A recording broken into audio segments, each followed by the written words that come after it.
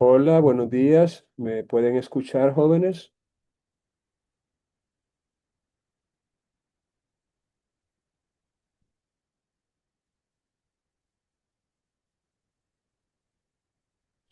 Sí se le escucha, Lick. Ok, muchas gracias. Sí, como les comentaba, vamos a dar inicio a la sesión de esta mañana, la cual está siendo grabada para que después quienes deseen verla y mejorar tal vez el aprendizaje lo puedan hacer. Bien, vamos a iniciar compartiendo algunas, digamos, pequeñas normas o reglas para que tengamos una mejor funcionabilidad. Primero, indicarles que deben esforzarse por asistir a las sesiones tanto virtuales como presenciales, ya que se tomará en cuenta la asistencia. Y en cuanto a ello, pues recuerden que es obligatorio asistir. Y si no pueden asistir, simplemente háganos saber con anticipación, si fuera posible, o después, si es algo que fue imprevisto y les impidió asistir. Es decir, traten de, mediante un mensaje de WhatsApp, explicar por qué es que no pudieron asistir para tomarles en cuenta eso y que no les afecte su asistencia, ya que según el reglamento de evaluación, cuando no se tiene cierto porcentaje de asistencia, se pierde el derecho de hacer las evaluaciones. Lo otro es que se nos ha pedido por parte de la decanatura que los materiales de estudio los publiquemos con antelación, de tal manera que ustedes deben leer esos materiales antes de cada sesión. Y de esta manera, cuando ustedes se conectan a la sesión o asisten a la sesión presencial, ya han leído previamente los materiales que serán objeto de análisis. Otra cosa es que deben esforzarse también por participar, es decir, tratar de ser un poco más activos en las sesiones, tanto virtuales como presenciales, hacer uso de la palabra eh, y hacer sus opiniones, sus comentarios, sus preguntas, sus inquietudes, para que así el proceso de aprendizaje sea más sólidamente construido. Otro asunto que me gustaría pedirles es que por favor estén, como quien dice, atentos al desarrollo de las charlas, de los comentarios y traten de no salirse de la sesión, o sea, simplemente conectarse, ¿no? Y mostrar o aparentar que ha estado presente cuando en realidad ha estado haciendo otras cosas o ha estado en otro lugar. De hecho, si no puede estar presente, simplemente no se conecte, ¿no? Y explique por qué, pero no haga eso de simplemente conectarse y y luego salir, o sea, ir a hacer otras cosas. Eso no está bien. De hecho, en ciertos momentos yo les voy a pedir algún nivel de participación leyendo algo que esté en pantalla o en sus dispositivos o contestando alguna pregunta o haciendo algún comentario. Y en ese momento, pues yo les voy a mencionar por su nombre, ¿verdad? Para pedirles su intervención, que activen el teléfono y que puedan participar.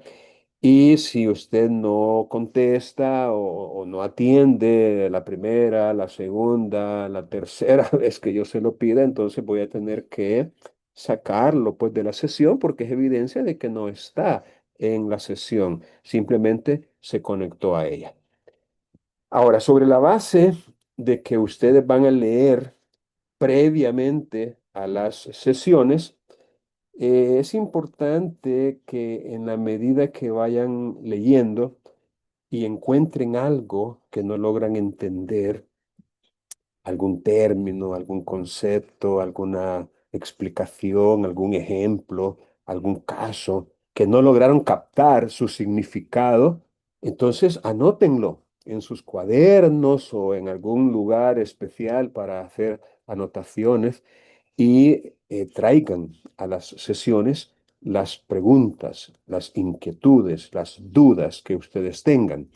Repito, es de la mayor importancia leer previamente los materiales, los contenidos, los artículos en el código que corresponden y así, cuando ustedes vengan a las sesiones, ya traigan presaberes, conocimientos previos que ustedes ya han recibido, aunque no estén muy bien depurados, y a través de sus preguntas, la formulación de sus inquietudes, podrán depurar cualquier concepto que no hayan comprendido muy bien. Bueno, dicho eso, pues me gustaría pues preguntar a algunos si tienen alguna duda de algo que hayan leído o en cuanto a la dinámica o a la forma de proceder, del sistema de evaluación, las actividades, cualquier pregunta que ustedes puedan tener. A ver, ¿tienen alguna inquietud? Tengo siete personas que están conectadas en la sesión. Repito, si ustedes tienen preguntas, no tengan duda, no tengan temor, no tengan pena, pueden interrumpirme en cualquier momento, no hay ningún problema por hacerlo y yo les voy a responder. Bueno, si no tienen preguntas, voy a compartir ahorita la pantalla y vamos a compartir la pantalla. Y vamos a mostrar aquí en la plataforma de Canvas lo que tenemos para esta primera semana. Ustedes están familiarizados, asumo, con con la plataforma de Canvas, ya saben cómo navegar por ella. Estamos en el bloque uno, ¿verdad? En la semana uno, en la cual vamos a hablar un poco sobre los procesos declarativos y las nociones fundamentales, las clases de proceso, las clases de pretensiones, y para ello se han preparado algunos contenidos que ustedes los pueden encontrar aquí en esta parte donde dice descargar contenidos. Aquí hacen clic y ustedes van a encontrar los contenidos que se han preparado y que deben, repito, deben traer ya leídos a la sesión. Esto es algo que ustedes pueden incluso descargar, ¿verdad? Para tenerlo en sus dispositivos, en sus computadoras, en sus tabletas, en sus teléfonos, y que la lectura les resulte un poco más cómoda sin tener que depender de la conexión a Internet. Entonces, repito, lean estos contenidos y otra recomendación que les doy es que se familiaricen con con esta dirección web que es jurisprudencia.gov.sv. Esta, ah, este sitio es uno en el cual ustedes pueden encontrar la legislación, las leyes, los reglamentos, las ordenanzas municipales, los decretos, los acuerdos, incluso los tratados internacionales. En esta parte donde dice búsquedas, donde dice legislación, aquí usted puede venir y encontrar toda la legislación que necesite. En esta parte de búsquedas, ahí puede, repito, encontrar toda la legislación, pero lo que nos interesa es la jurisprudencia. Entonces, haciendo clic aquí, usted va a encontrar este diálogo para la búsqueda y basta con digitar en esta parte donde dice buscar la palabra. En el caso nuestro y para la primera tarea que se ha programado, ustedes van a poner proceso declarativo. En esta parte de aquí, ustedes van a poner proceso declarativo, porque esos son los términos que la plataforma va a buscar en esa base de resoluciones que tiene. Y luego usted le puede indicar la cantidad de registros que quiere que se muestren. Aquí le puede mostrar desde 50 registros hasta 300, dependiendo la cantidad que usted seleccione en esta parte de aquí. Si usted pone 300, le va a dar 300 registros o 300 resoluciones, 300 archivos sobre el proceso declarativo, que como les repito, es lo que de momento nos interesa. Y haciendo clic en este botón de búsqueda libre, y después de un tiempito les va a proyectar aquí en pantalla todas las resoluciones en donde aparezca el término o las palabras o la frase que ustedes escribieron. En este caso, en todas estas resoluciones que están aquí, aparece el término proceso declarativo. Y así pueden buscar cualquier término, cualquier concepto, cualquier figura de la cual quieran aprender jurisprudencia y les va a dar resoluciones.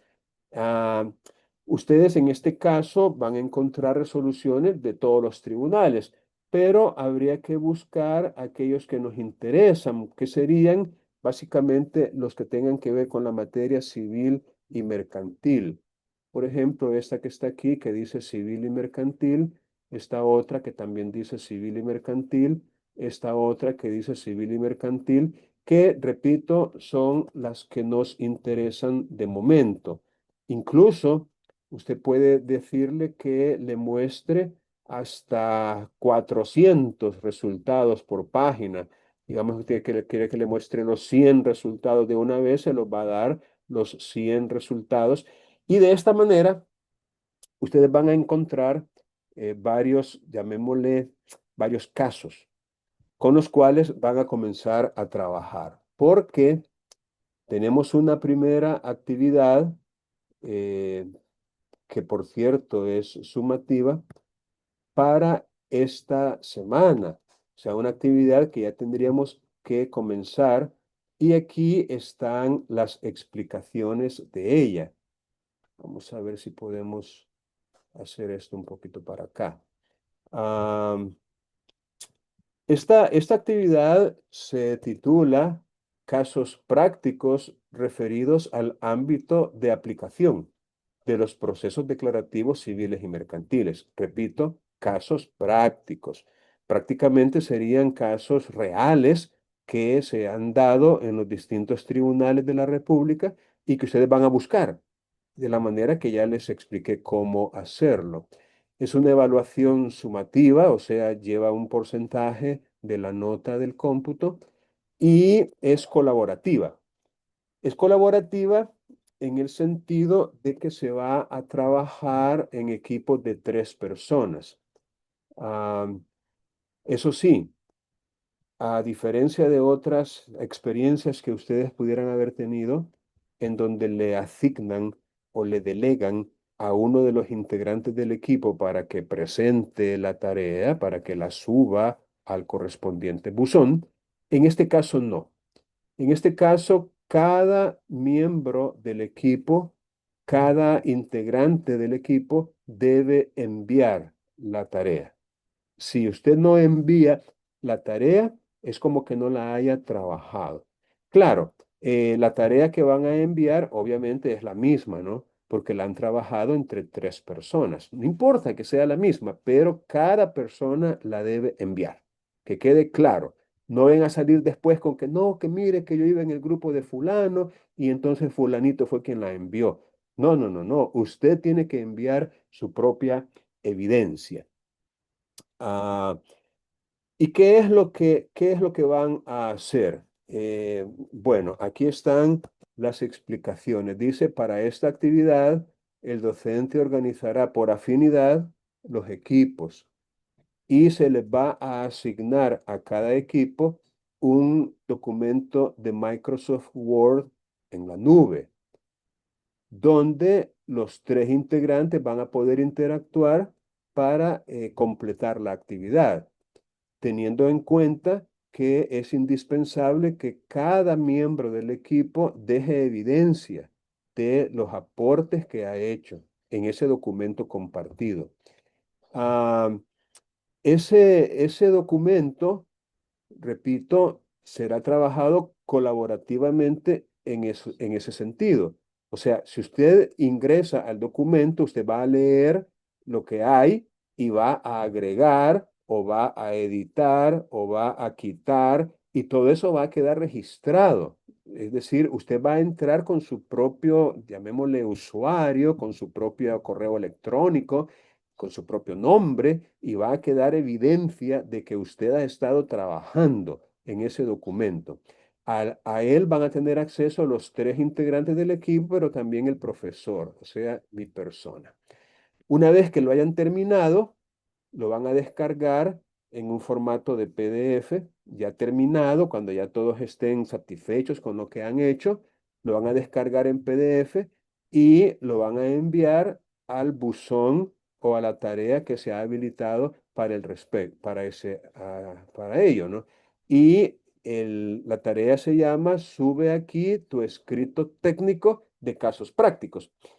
Ojo, en realidad no van a enviar el archivo, el documento PDF, sino que un enlace. ¿Cómo así? Bueno, usted debería a estas alturas de su formación tener ya un almacén, un depósito de documentos en la nube. Puede ser en Dropbox, puede ser en OneDrive, puede ser en Google Drive, en Mega o en Cofor o en cualquier otro, ¿no? Es decir, un lugar donde usted guarde sus documentos en la nube. Y esos documentos, con un vínculo, con un enlace, con un link, usted lo comparte con otras personas. Una advertencia, tiene que asegurarse que al compartir ese enlace no vaya protegido, no vaya bloqueado, decir que se pueda accesar a él, porque muchas veces estos archivos usted puede crear el vínculo, enviarlo, pero cuando uno hace clic en él, le dice que está protegido, que está bloqueado, que necesita solicitar un acceso. Eso no, o sea, usted tiene que mandarlo ya listo para ser visto por otras personas. Y eso tiene que aprender cómo hacerlo si es que no lo sabe ya. Ah, es fundamental, sigue diciendo la instrucción, es fundamental que presentes evidencia clara y estructurada que demuestre tu comprensión y aplicación de los procesos declarativos. Y se detalla la evidencia que debes entregar. Dice, es un documento que va a exponer la situación del caso, los hechos relevantes, las partes involucradas y el marco legal aplicable.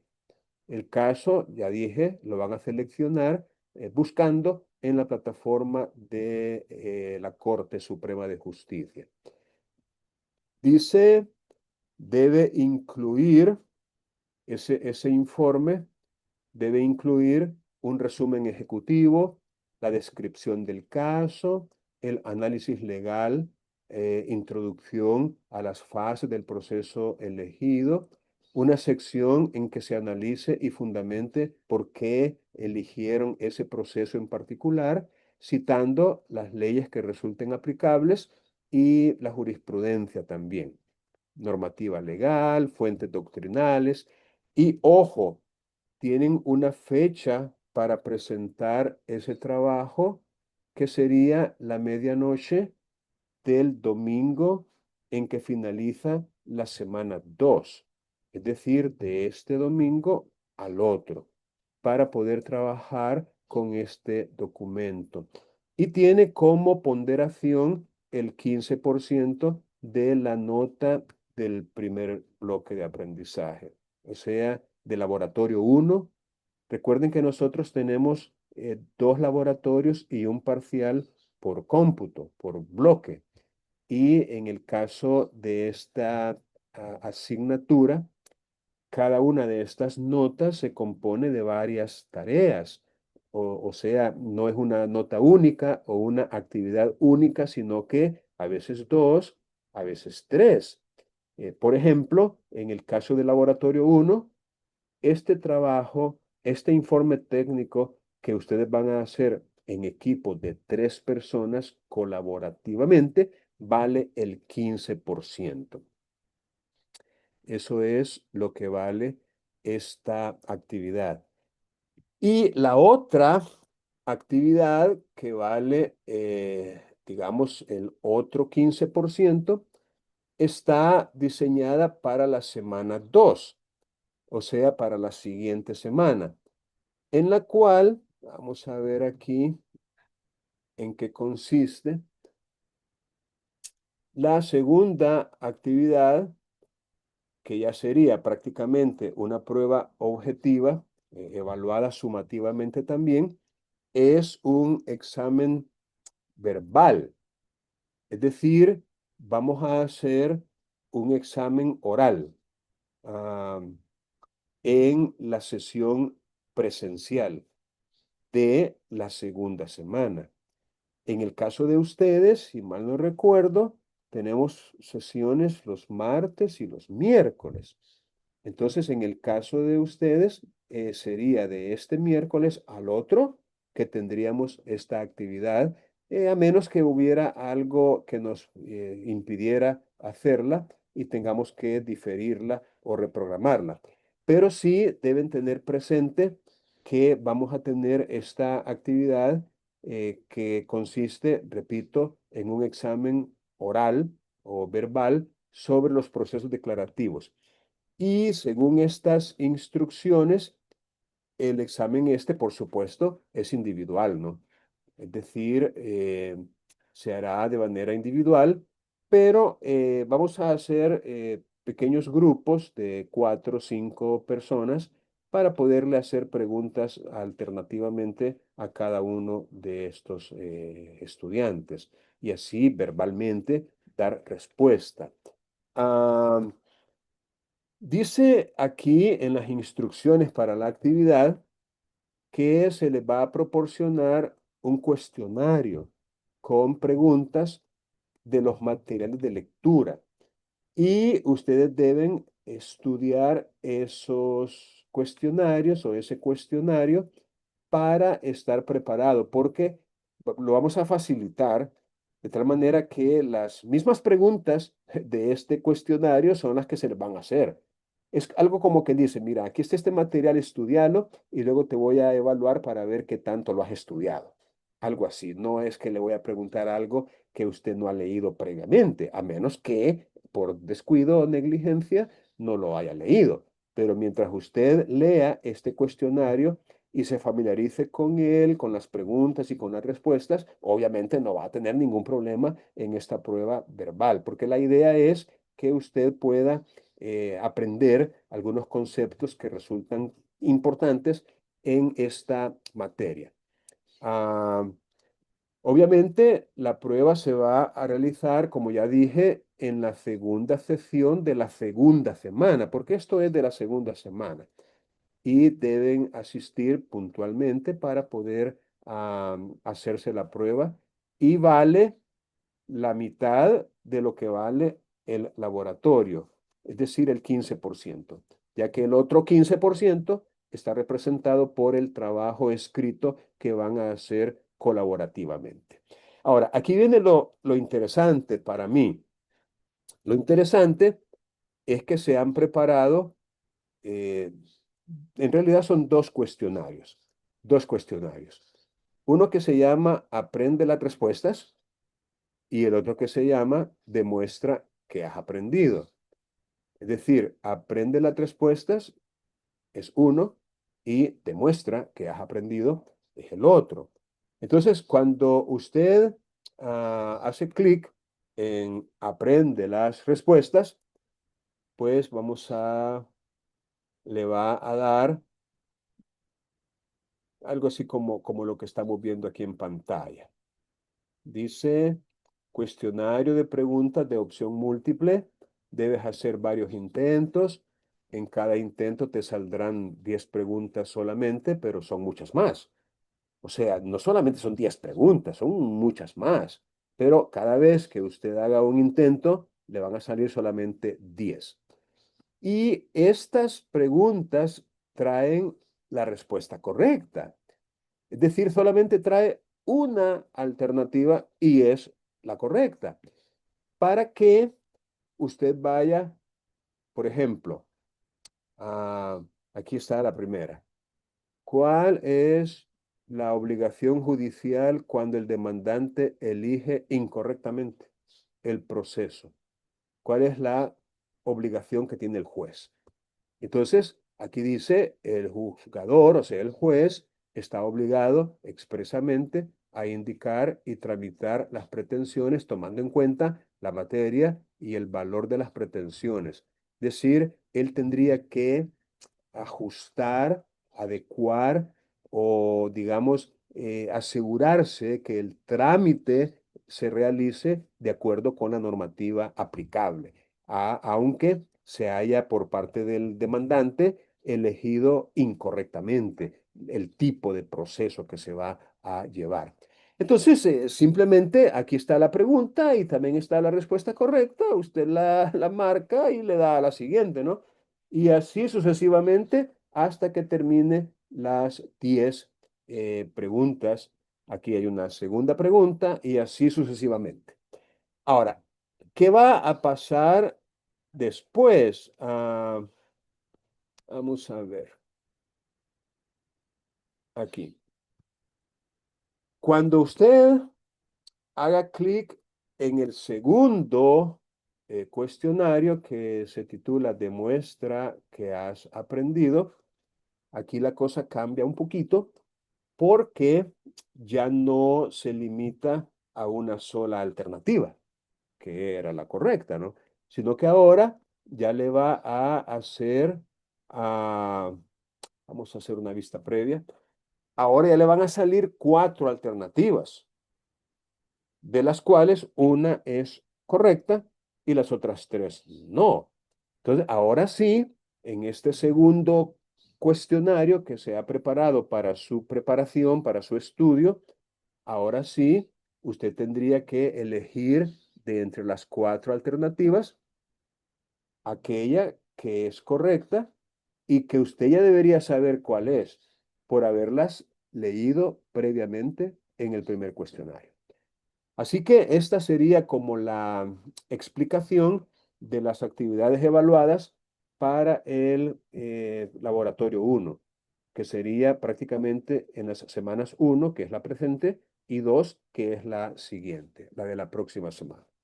Bueno, ¿alguna pregunta que ustedes tengan en cuanto a lo que les he explicado?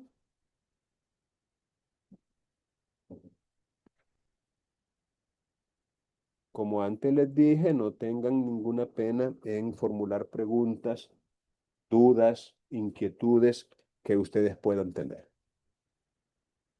Bueno, si no tienen preguntas, vamos de inmediato a remitirnos al Código Procesal Civil y Mercantil.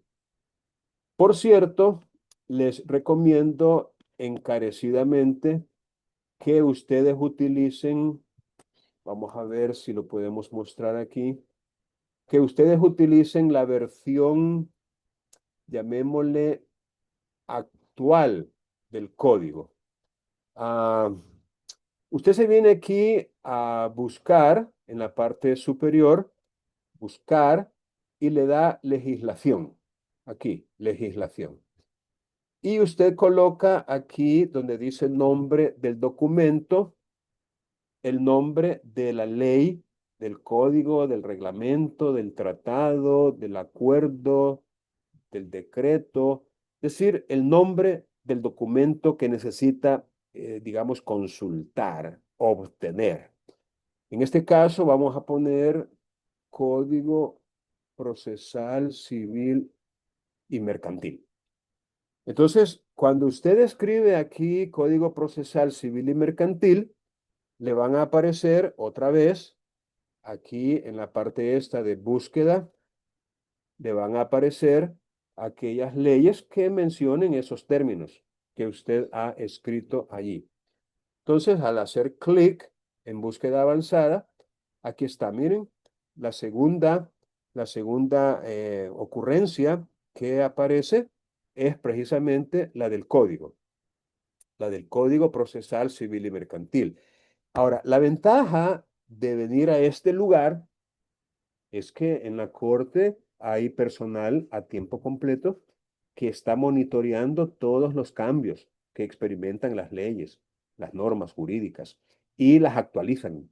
Esa es una gran ventaja, porque usted puede tener un nivel bien alto de confianza o de seguridad de que esta es la versión última, la versión actualizada. No se vaya al sitio de la Asamblea o al Ministerio de Justicia, al Ministerio de Seguridad, a la Fiscalía. No, no, no, no. Véngase a este sitio porque aquí, repito, va a encontrar la versión con las reformas últimas que el código o cualquier ley pueda tener. Entonces se viene usted a la parte esta donde dice archivo, archivo, y aquí va a encontrar el código. Hay un icono aquí que le permitiría también descargarlo. Entonces hace clic en ese icono y lo descarga.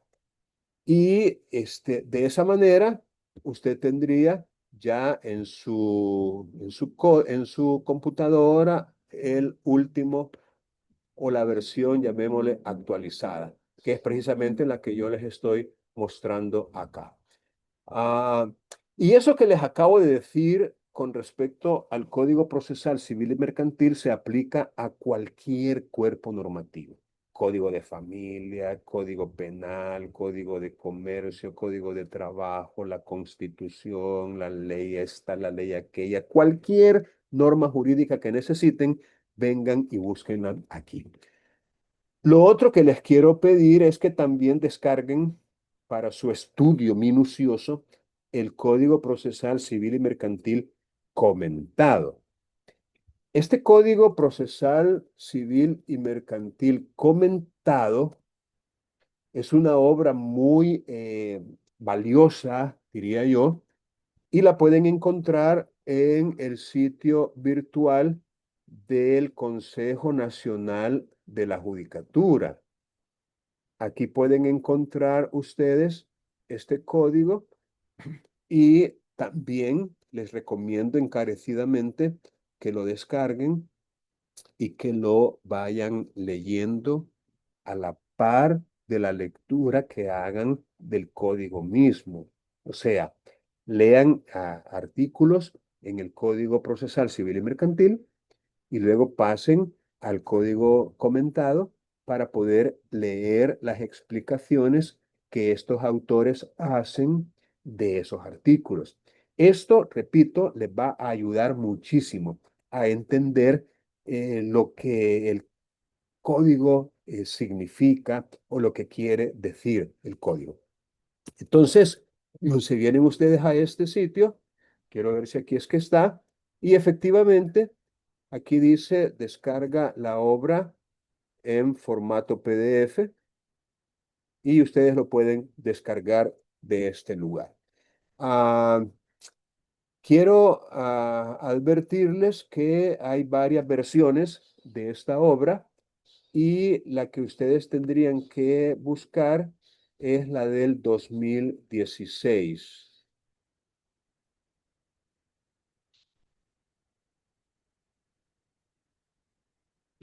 No estoy muy seguro si es esta, pero traten de buscar la edición del año 2016. Aquí está, miren, en este otro sitio aparece edición 2016. Esta es la edición, entendería yo, la última que se ha hecho de esta obra, de este libro, y también es útil tener la última versión disponible que podamos encontrar. Entonces, traten de asegurarse de obtener esta edición 2016. Quiero ver si es fácil la descarga en esta parte, porque, repito, vamos a ver.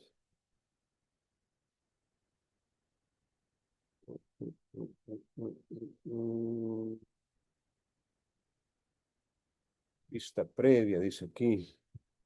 Bueno, ustedes, repito, busquen la edición 2016 para que lo puedan leer. Bien, dicho eso, vamos a leer algunos artículos en el Código Procesal Civil y Mercantil que nos ayuden ya a entrar en materia. Comenzando con el artículo 239, que es el primero de este libro segundo titulado Los procesos declarativos, título primero, disposiciones comunes, y capítulo primero, clases de procesos declarativos, comenzando, como ya les dije, con el artículo 239. Y como les había dicho, vamos a permitir que a algunos de ustedes puedan ayudar con la lectura de estas disposiciones.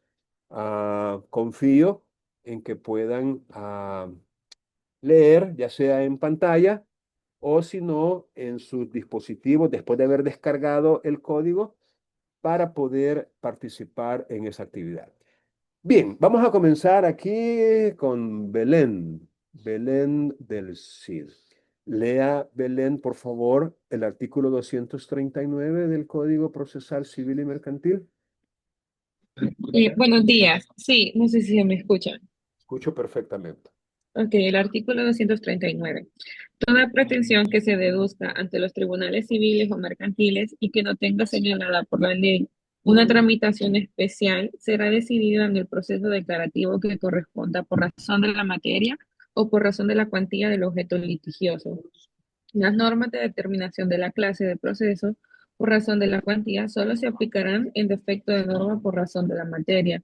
Pertenecen a la clase de los procesos declarativos, numeral uno, el proceso común, numeral 2, el proceso abreviado. Muy bien, Belén. Muchas gracias. Bien, aquí tenemos entonces una primera disposición legal introductoria eh, general de los procesos declarativos, específicamente en cuanto a las clases de procesos declarativos que hay. De entrada, el artículo 239 nos enseña que hay dos clases de procesos declarativos: el proceso declarativo común y el proceso declarativo abreviado. Eso sería, como quien dice, un punto de partida. Saber que hay dos clases de procesos declarativos: el declarativo común y el declarativo abreviado. Por cierto, esa sería, en mi opinión, la forma correcta de referirnos a ellos. Proceso declarativo común, proceso declarativo abreviado. Hay quien diría proceso común declarativo.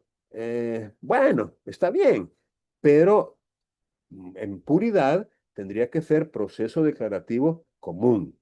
Ah, el artículo comienza diciendo que toda pretensión que se deduzca ante los tribunales civiles o mercantiles. Aquí tenemos un primer término que requiere nuestra atención, el término pretensión. Es importante que usted busque en una, digamos, en una fuente fidedigna algo relacionado con la pretensión. Porque a veces podemos confundir, por ejemplo, entre pretensión y demanda, entre pretensión y acción, eh, entre pretensión y ¿cuál podría ser otra? O sea, hay términos que están relacionados, a veces de manera muy, muy cercana, pero que no significan lo mismo. Entonces, para el caso, la pretensión, vamos a entenderla como el objeto del proceso, o sea, aquello que se trata de eh, establecer por medio de un proceso constitucionalmente estructurado. Incluso podríamos decir que tanto el demandante, o sea, el que inicia el proceso, como aquel contra el cual dicho proceso se inicia, tienen su propia pretensión. Es decir, el uno pretende una cosa y el otro pretende otra cosa, obviamente distinta, antagónica, contraria, diferente, opuesta. Y eso es así. Entonces, hablando, por ejemplo, del demandante, lo que el código nos está enseñando es de que hay pretensiones que por ley tienen una tramitación especial. Repito, hay ciertos casos, ya que nosotros vamos a tratar incluso con una tarea llamada casos prácticos, hay ciertos casos que tienen establecida una forma, un trámite ya, digamos, específicamente construido para esas pretensiones. Manejemos por vía de ejemplo las pretensiones que se deben tramitar en los procesos especiales. En el mismo Código Procesal Civil y Mercantil, e incluso en la siguiente asignatura que ustedes van a cursar, que se titula Procesos Especiales, Civiles y Mercantiles, se nos enseña que hay 4 procesos especiales entre nosotros. El proceso ejecutivo, el proceso posesorio, el proceso de inquilinato y el proceso monitorio. Fíjense bien y tomen nota de esto. Hay, repito, 4 procesos especiales entre nosotros, que si la pretensión que se pretende entablar ante un tribunal debe por ley tramitarse de acuerdo con alguno de esos 4 procesos, entonces el proceso declarativo no procedería en ese caso, porque tendríamos que seguir el proceso especial correspondiente. Las acciones posesorias, las acciones que se derivan de un contrato de inquilinato, las acciones que se derivan de un título ejecutivo o las acciones que se adecuan al proceso monitorio, deben, insisto, ser tramitadas de conformidad con esos procesos especiales porque para eso existen, para eso están diseñadas. La otra, digamos, posibilidad que podría presentarse en presencia de una pretensión X es que no sea de carácter contenciosa, es decir, que se trate de una pretensión que la ley denomina de jurisdicción voluntaria. Es decir, hay, digamos, 2 tipos de procesos, o mejor dicho, 2 tipos de tramitaciones, creo que esa es la palabra más correcta, tramitaciones que se siguen según haya o no contención de parte. Es decir, según haya o no conflicto de intereses. Hay, por qué no decirlo, algunas pretensiones que se plantean ante los tribunales y que no necesariamente implican controversia o contención o conflicto. No, son, repito, lo que se conoce como diligencias de jurisdicción voluntaria. Si nosotros nos enfrentamos a un caso de jurisdicción voluntaria, tampoco procedería el proceso declarativo, ni común ni abreviado, sino que serían las diligencias establecidas por la ley para resolver ese asunto que, por no implicar conflicto, se denomina de jurisdicción voluntaria o diligencias no contenciosas, que es la otra manera en que se les puede denominar. De hecho, en el Código Procesal Civil y Mercantil tenemos el artículo 17 que también, de alguna manera, hace referencia a este asunto. Vamos a ver si lo podemos encontrar y le vamos a pedir esta vez a Chelsea, Chelsea, por favor, ayúdeme con la lectura del artículo 17. Sí, Chelsea, buenos días. buenos ¿Me días. escucha? Sí, perfectamente. Bueno, ámbito material de aplicación del Código. Artículo 17. Los procesos y procedimientos civiles y mercantiles se tramitarán conforme a lo dispuesto en este Código, sin perjuicio de lo previsto en tratados internacionales. Las diligencias judiciales no contenciosas se tramitarán de acuerdo a lo previsto en la respectiva ley de la materia. De no existir procedimiento, se aplicarán las disposiciones del proceso abreviado en lo que fueren aplicables. Muy bien, muchas gracias, Chelsea. Tal como podemos ver de la lectura de este artículo 17, hay, como quien dice, diligencias judiciales no contenciosas. Estas son las mismas que yo les he llamado de jurisdicción voluntaria. Y estas se van a tramitar no según las reglas del proceso declarativo ni común ni abreviado, en el sentido de que se deba iniciar un proceso de estos. No, seguirán siendo diligencias. Y vamos a asumir que ellas o la mayoría de ellas tienen una tramitación ya prevista, una tramitación especial, establecida en la ley de la materia, como lo dice el código en este artículo. Pero si no existiera un procedimiento para decidir o para tramitar esas diligencias no contenciosas, dice aquí que se van a aplicar las disposiciones del proceso abreviado. Aquí podría surgir una duda, una confusión hasta cierto punto razonable en alguien, porque podría pensar que en ese caso es un proceso abreviado el que se va a tramitar. Pero la respuesta es negativa. No sería un proceso abreviado. Siempre serían diligencias no contenciosas, pero que por no tener una tramitación ya establecida previamente en la ley, el legislador nos remite a las reglas del proceso abreviado para dotar de contenido estas diligencias no contenciosas. Pero, insisto, eso no significa en ningún momento que lo que debamos presentar por vía de ejemplo es una demanda, que aquel que lo presenta es el demandante, que si hay alguna persona cuya intervención se necesita, sea en carácter de demandado.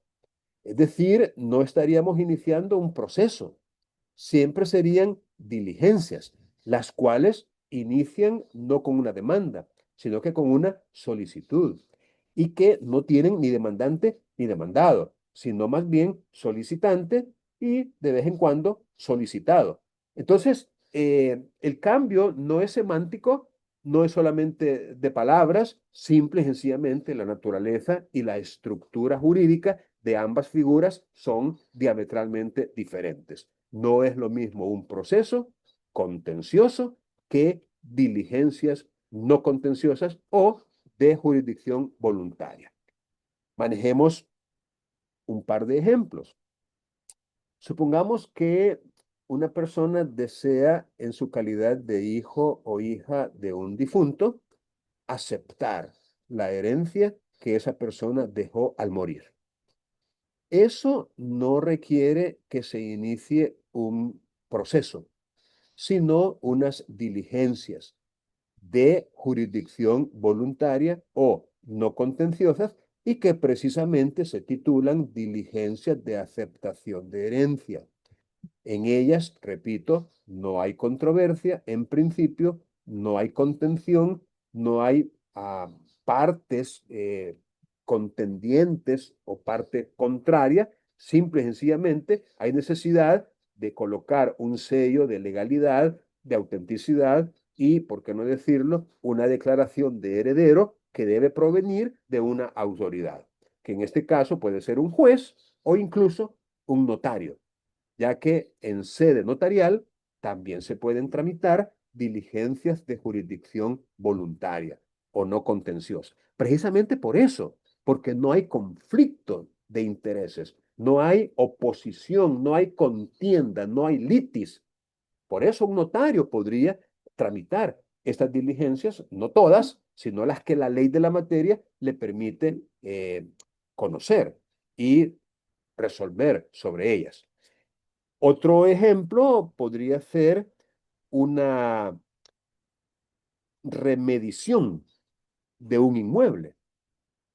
Una persona que tiene una escritura cuyo texto dice que la capacidad superficial es de tanto, ya sea en metros, en varas, en hectáreas o en manzanas, pero en realidad el inmueble tiene ya sea más o menos de lo que dice la escritura.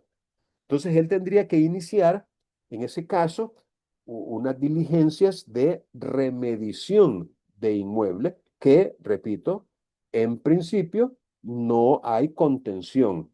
Simplemente él quiere determinar a ciencia cierta cuál es la cabida real del inmueble, porque entiende que la cabida real no es la que tiene la escritura, que la escritura está como equivocada o mentirosa o inexacta. Y entonces él desea, a través de esta gestión, que incluso puede ser judicial o notarial, él desea establecer la cabida o la capacidad o área real que tiene el inmueble. Entonces son diligencias no contenciosas que, repito, tienen un trámite especial.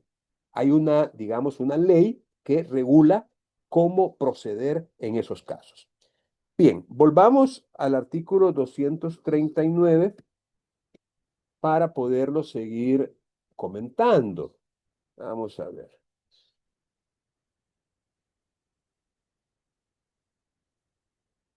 Otra de las tareas que tenemos como abogados es conocer cuáles son estos dos parámetros o criterios o indicadores para decidir si el trámite tendría que ser un proceso declarativo común o un proceso declarativo abreviado.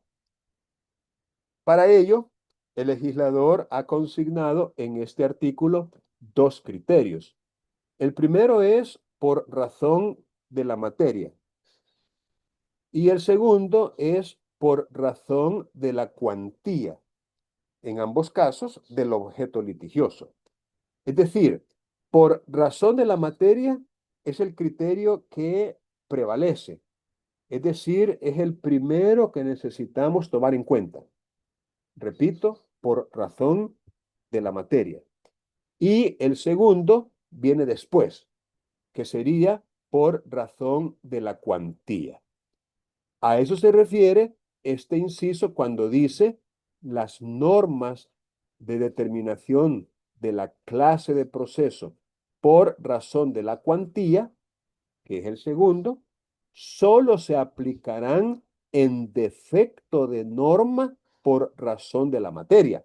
O sea, la interpretación de este inciso es que lo primero que se va a aplicar es las normas por razón de la materia. Y solo si no hay o si no cae dentro de ese criterio, entonces nos pasamos al segundo criterio, que es ya por razón de la cuantía. Ahora bien, en el ámbito, o mejor dicho, en el caso del proceso común, digamos, las pretensiones por razón de la materia que deben ser tramitadas en un proceso declarativo común aparecen en el artículo 240. Vamos a pedirle esta vez a Fanny Benavides, que nos haga el favor de leer el artículo 240.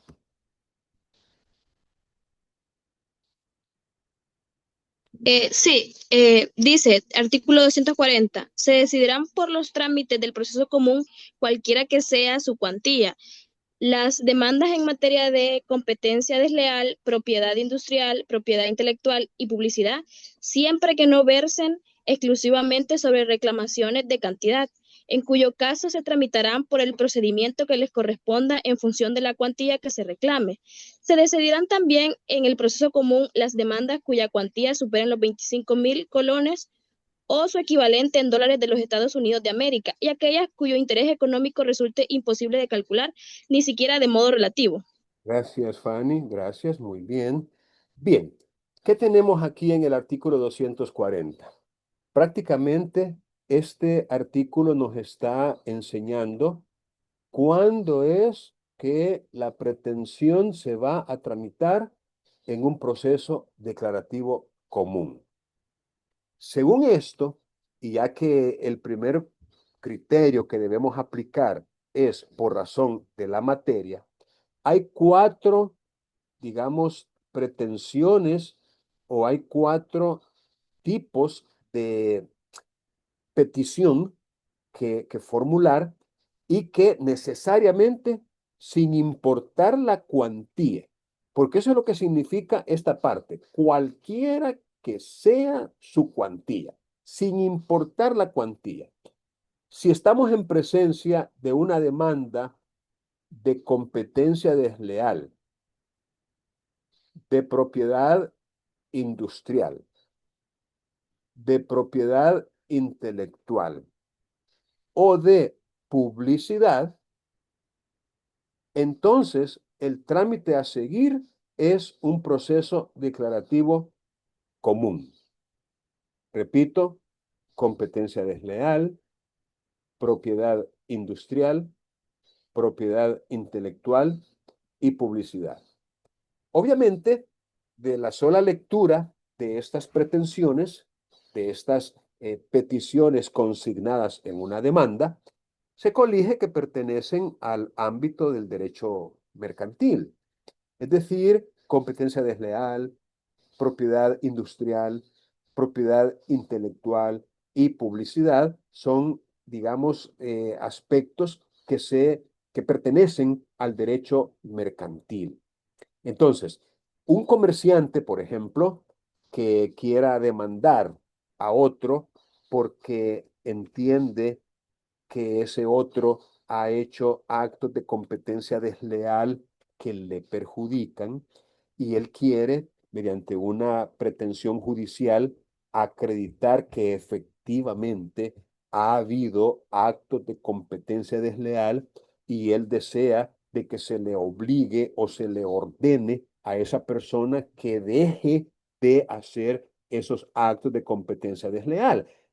Por ejemplo, eh, hablar mal del producto o del servicio que ofrece su competidor o, digamos, dar referencias inexactas o malintencionadas de lo que el otro comerciante hace.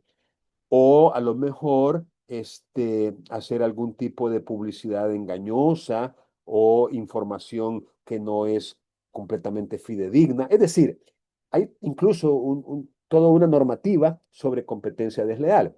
Entonces, ese tipo de pretensión necesariamente se tendría que hacer en un proceso declarativo común sin importar la cuantía, sin importar, porque así lo dice este artículo en esta parte que dice cualquiera que sea su cuantía.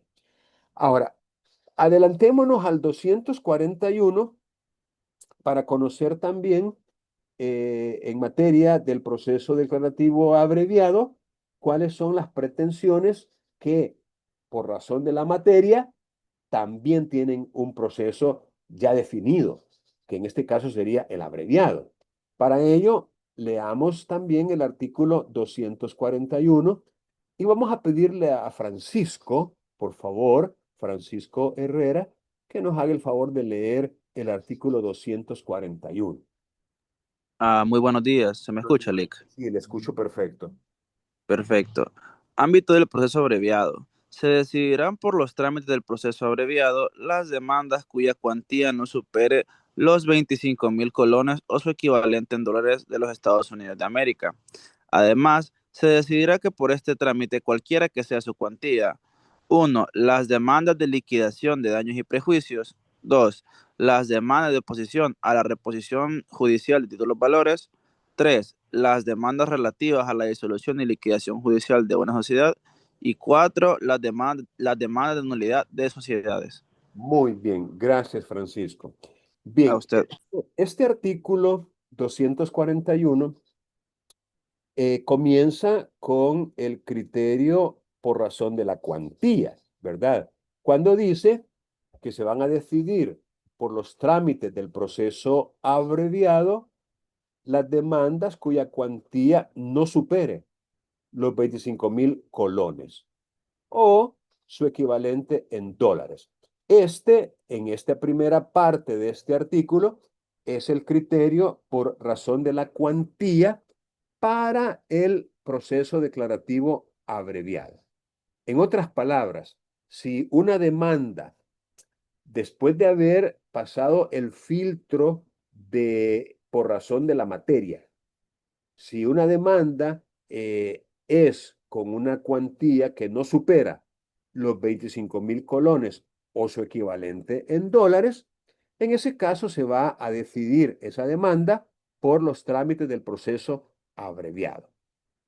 En cambio, el artículo 240 que ya leímos, dice que se van a decidir en el proceso común las demandas cuya cuantía supere los 25.000 colones o su equivalente en dólares.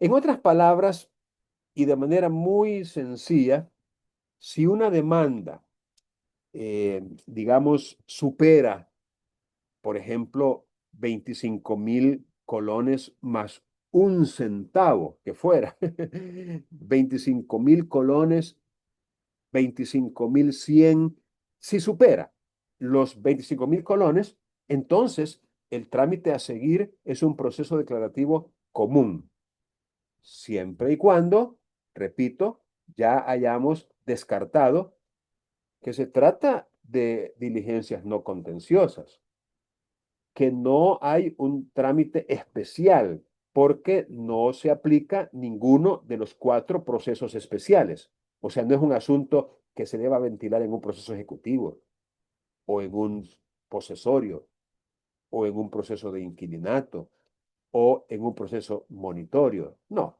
ya hemos descartado eso. También ya hemos descartado el criterio por razón de la materia. Porque lo primero que debemos hacer antes de aplicar el criterio de la cuantía es el criterio de la materia. Es decir, ya descartamos que no es un caso de competencia desleal, no es un caso de publicidad, no es un caso de propiedad industrial o intelectual. Es decir, no hay que aplicar por razón de la materia ninguno de esos, digamos, ninguno de esos casos, ¿verdad? Sino que es un caso diferente de esos. Ahí entramos ya al criterio de la cuantía. Ahora, ¿cuánto es el equivalente en dólares de 25.000 colones? Bueno, pues no hay nada más fácil para determinarlo. Se trata de una simple división, una operación aritmética. Vamos a dividir la cantidad en colones que se nos proporcione, en este caso 25.000, entre 8.75. Repito, 8.75. Ese es el factor de conversión de colones a dólares dividiendo. En ese caso, nosotros dividimos 25.000 entre 8.75 y tenemos como respuesta 2.857 dólares con 14 centavos de dólar.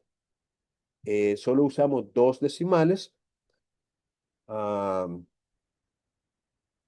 Solamente utilizamos 2 decimales.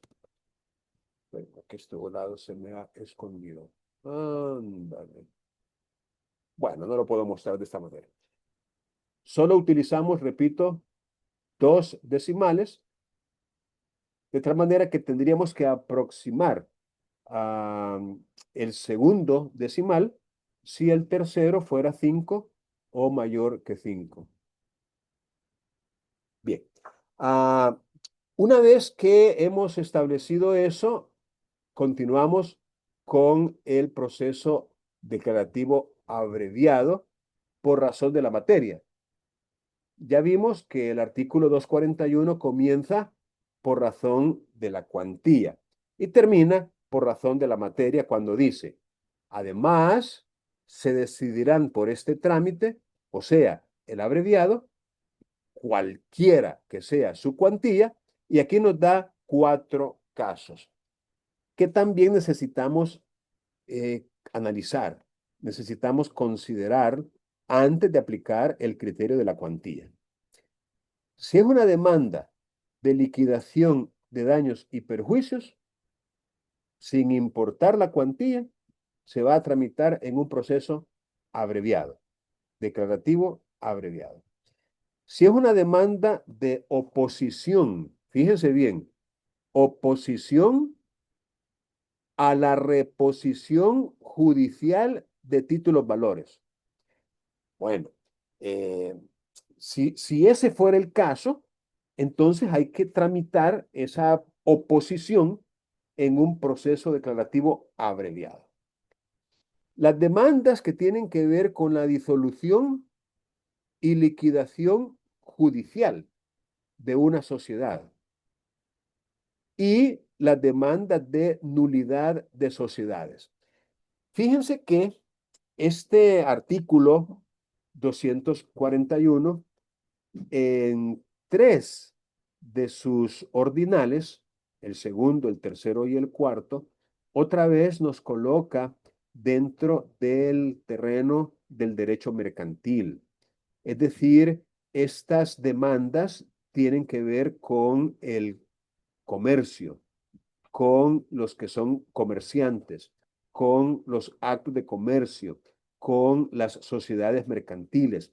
Es decir, es, digámoslo así, un tipo de proceso que básicamente es una pretensión mercantil, la que se estaría ventilando. El único que entra en las dos categorías de mercantil y también civil es el primero, o sea, las demandas de liquidación de daños y perjuicios.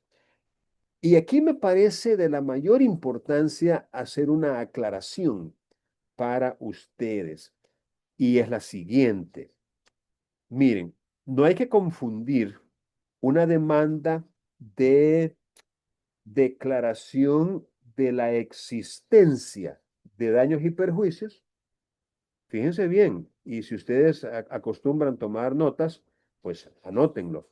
No es lo mismo una demanda para que se declare la existencia de daños y perjuicios, es decir, para acreditar, para establecer, digamos, fehacientemente que determinada conducta activa o pasiva de una persona me causó daños y perjuicios, es decir, declarar la existencia de daños y perjuicios, a una demanda en donde ya habiendo una sentencia previa que los declara, la demanda esta simplemente se limita a cuantificarlos.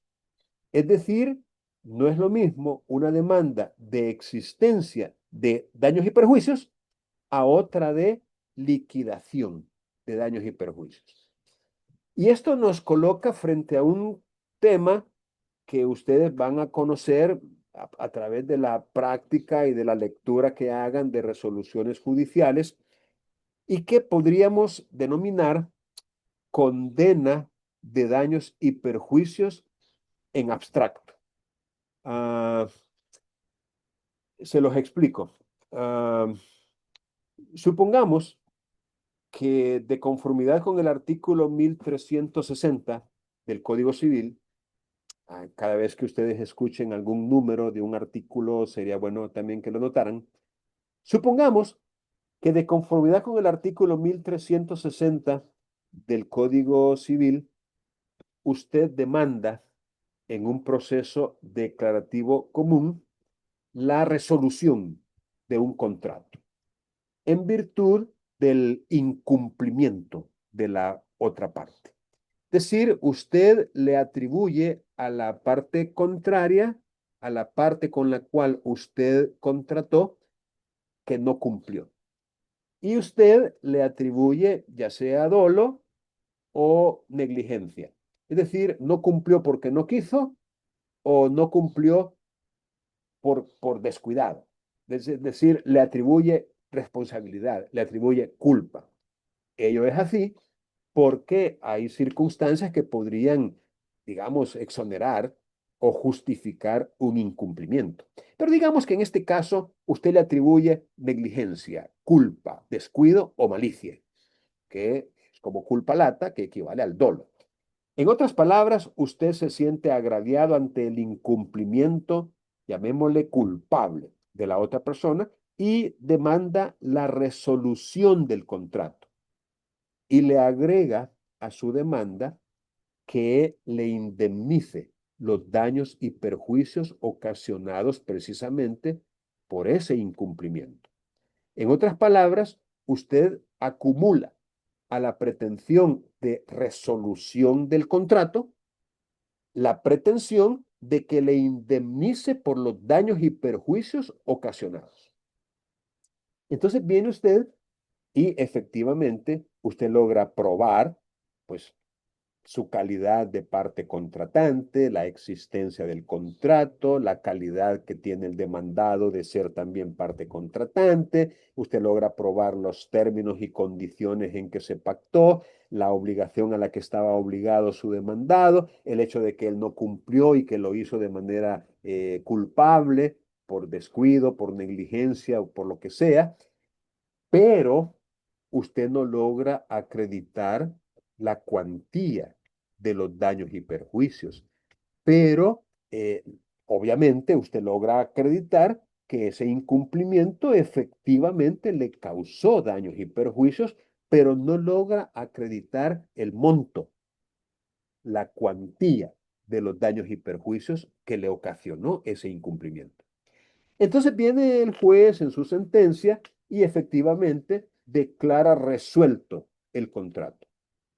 Pero además de declarar resuelto el contrato, y en vista de que usted también se lo pidió, y con ello le da cumplimiento al principio de congruencia, ya que las sentencias tienen que ser congruentes con la demanda, con lo que se pidió, ya que un juez no puede dar cosa distinta de lo que le han pedido, ni más de lo que le han pedido. Entonces, en base a ese principio de congruencia, el juez también condena a la indemnización de los daños y perjuicios, pero en abstracto. ¿Qué significa en abstracto? Fácil, simplemente lo condena a indemnizar los daños y perjuicios, pero no le dice cuánto es lo que le debe pagar en ese concepto. Eso es lo que significa una condena en abstracto, que le dice que sí debe indemnizar, pero no le dice cuánto. Entonces, con esa sentencia en sus manos, usted viene y demanda esta vez la liquidación de los daños y perjuicios. Pero ojo, para que proceda esta demanda de liquidación de daños y perjuicios, usted tiene que tener ya en sus manos una resolución que los establezca. Es decir, que establezca la obligación o la existencia de la obligación de pagarlos. Espero que esto les haya quedado claro porque resulta muy importante. Usted no puede de entrada así, tarán, venir a reclamar la liquidación de daños y perjuicios que no han sido, digamos, establecidos previamente en una resolución firme. En cuanto al segundo ordinal de este artículo, que habla de la oposición a la reposición judicial de títulos valores, miren, aquí nos manda otra vez a estudiar algunas instituciones del derecho mercantil. En este caso, los títulos valores. Les recomiendo para su formación integral que también vayan y revisen en el Código de Comercio o recuerden de su materia de derecho mercantil, de las cosas mercantiles, este tema de los títulos valores.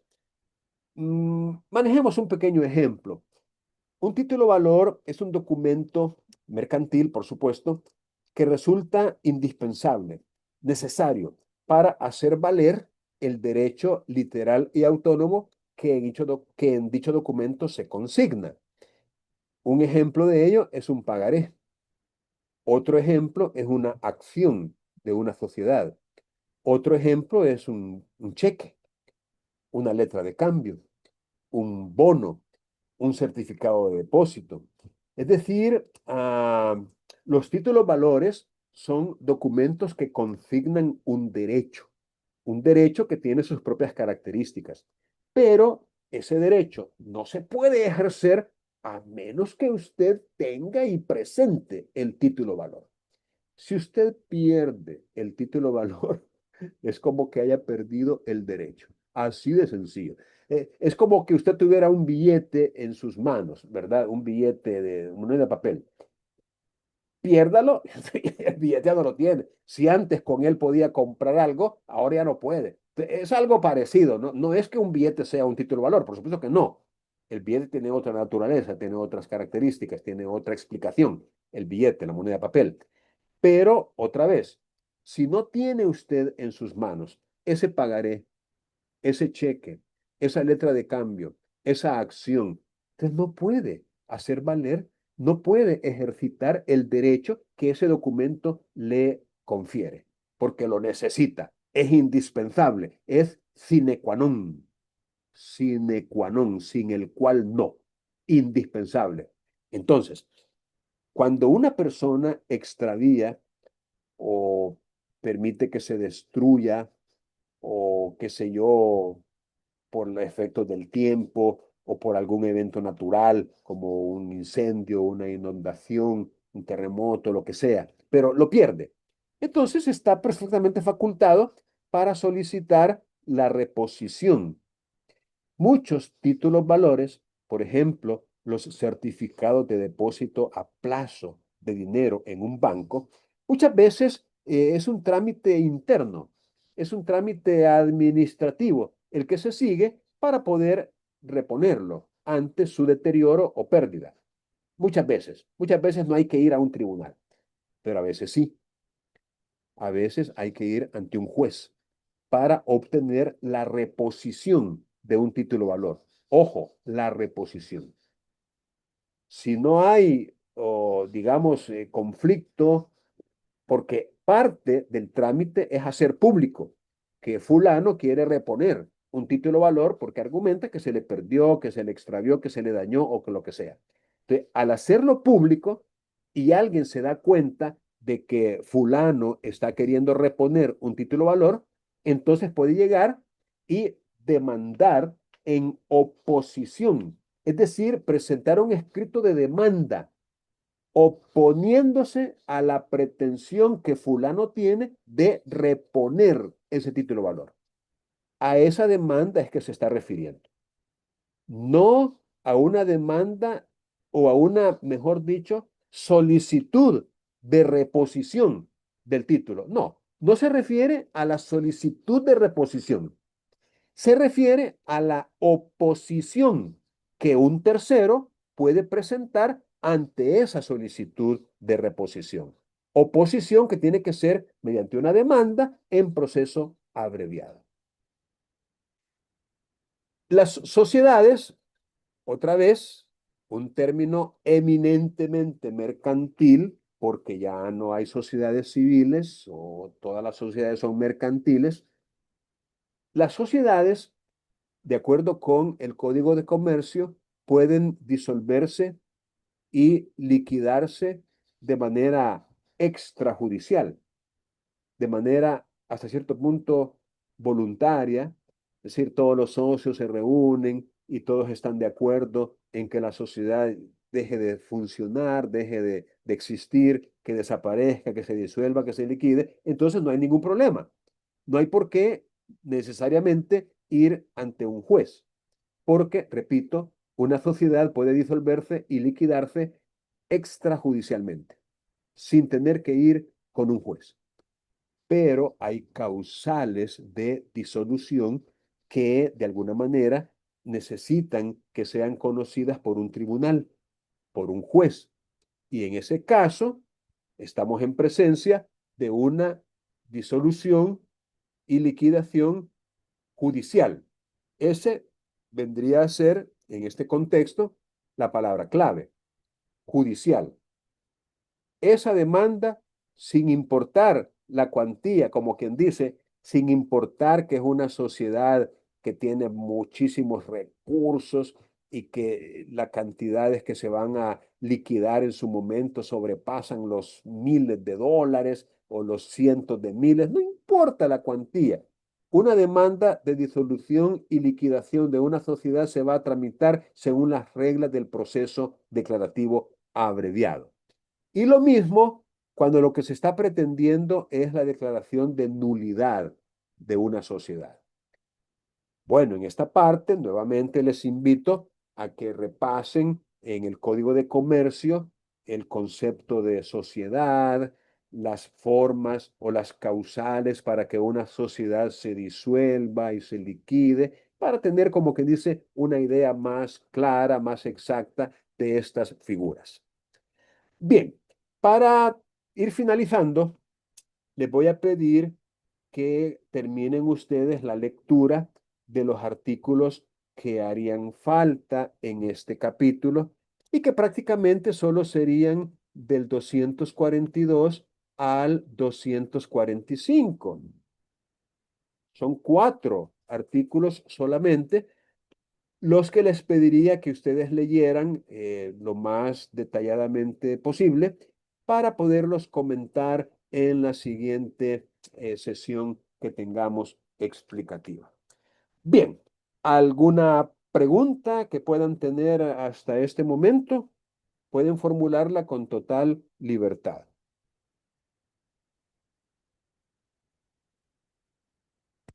Licenciado, ¿los grupos de la actividad se formarían mañana en clase o ya?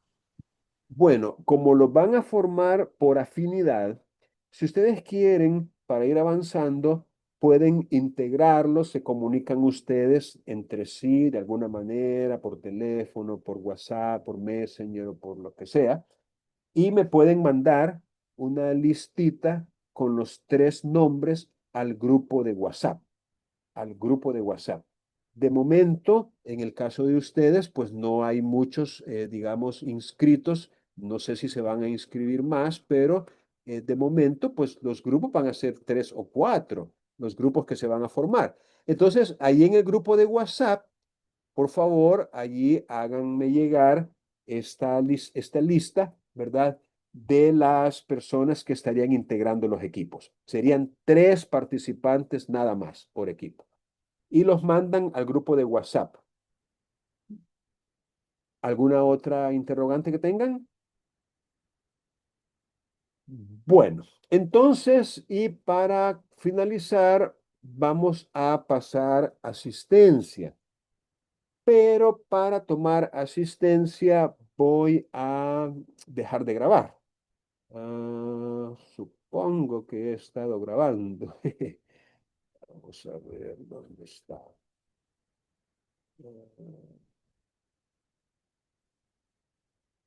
Preocupe que no veo. Sí, aquí está. Parar de grabar. Stop recording.